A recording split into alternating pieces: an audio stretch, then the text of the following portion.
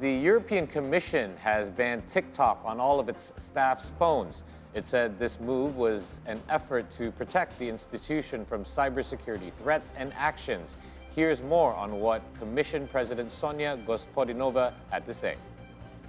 The Commission's Corporate Management Board decided to suspend the use of the TikTok mobile application on its corporate devices and also personal devices enrolled in the Commission mobile device system. The measure is in line with our strict internal cybersecurity policies for use of mobile devices for work-related communications. It complements the long-standing Commission advice to staff to apply best practices when using social media platforms and keep high level of cyber awareness in their daily work. Contacts were like, oh, wow. Right. So, Gospodinova, she said that this was due to cybersecurity. However, she said that you only need to remove TikTok if you have other work-related apps installed. This is obviously a concern that we've talked about this before in regards to how governments are starting to worry and how much data is being shared and who is being shared with. So this is the first time, though, that the Commission, which is an executive arm of the EU or European Union, has barred its staff from using any sort of app.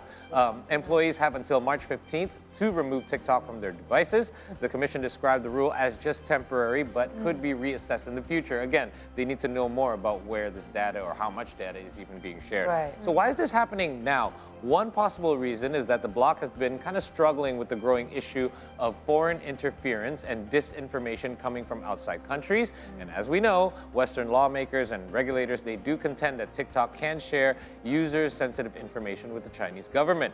We do remember that story from last year when the U.S. banned TikTok from federal government devices. So now there are more than 24 states as well in the U.S. and some college campuses that have approved some sort of ban from the app.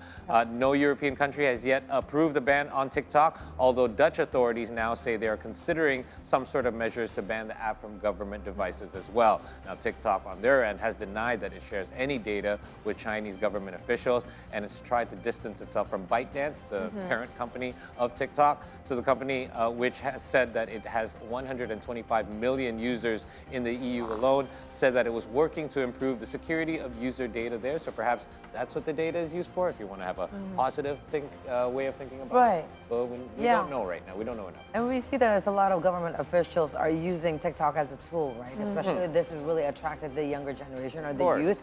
And this is the only way that they can really comply and kind of convey the information and kind of, you know, all of the agendas by these government officials. So I think this is one of the communication that is very attractive and very sexy for the youth. But then again, you know, if you're talking about data and whatnot, yes, I mean, technology, right? Exactly. I mean, there is some positive and also negative about it. So hopefully they can find a solution on that.